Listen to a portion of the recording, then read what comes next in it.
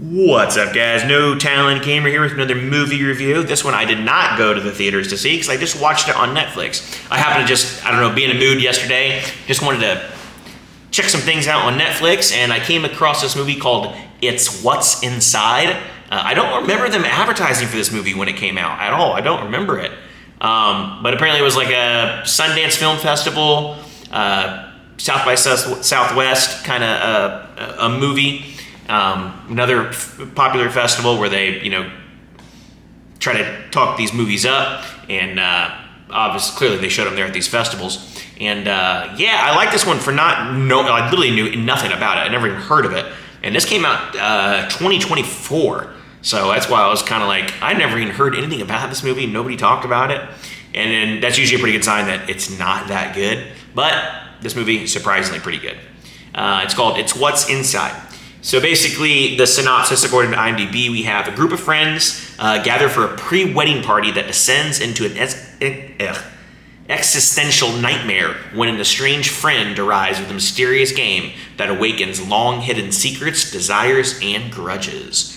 Very, very cool. I like the concept of this. It is written and directed by Greg Jardin. I looked at his IMDb. It looks like all of his other stuff is all like little shorts that he's done.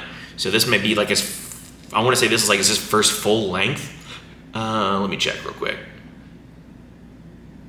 He's just done shorts and in music videos, and that's it. So that's all he's done.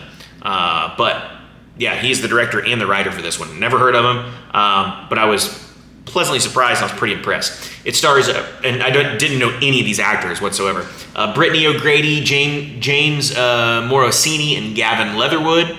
I don't recognize any of these people. I have never seen any of them. I don't really know. But I did love the James Morosini, who plays a guy named Cyrus in this. I liked his character. I think he did a really, really good job.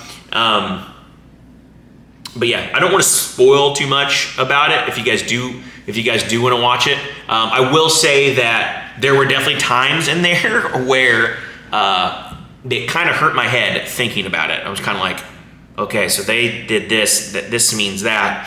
And yeah, there's definitely a lot of that, but it doesn't really get to the meat and bones of the movie till about halfway through, where there's a situation that happens and you're like, oh, I didn't even think about that happening. Holy cow.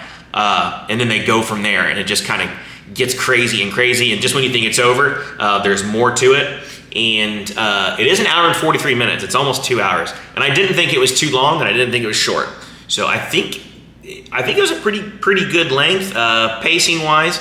The beginning is kind of a little dull, but it is setting up the characters, which obviously you need to do for these movies.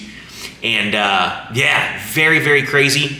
Watch the trailer for it, and try not to read too much into it, and just kind of sit back. And it's definitely one of those ones where I'm going to have to kind of watch it again and see if I can't pick up on little things, because like I said, it kind of made my brain hurt. I'm not saying it's a bad movie by any means. It's definitely not a great movie by any means either, but it actually did. My head was kind of like, trying to wrap everything around, because there's a lot of stuff that goes on in this movie, and I don't really want to talk about it too much.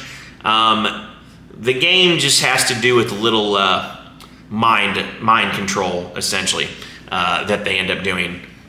Different minds doing different things, and but if you watch the trailer, you'll understand what they're doing in the movie. But yeah, it just gets a little little hectic, and like I said, I'm gonna have to watch this movie again just so I can kind of pick up on everything. And I think the actors and actresses that they had, I think they did a good job. There really wasn't anybody that I didn't like. I think everybody played their roles the way they should. I think they did a good job casting and everything like that, because it is a relatively big cast, and it does focus on everybody an equal amount of time, which I did like. It doesn't get too much into the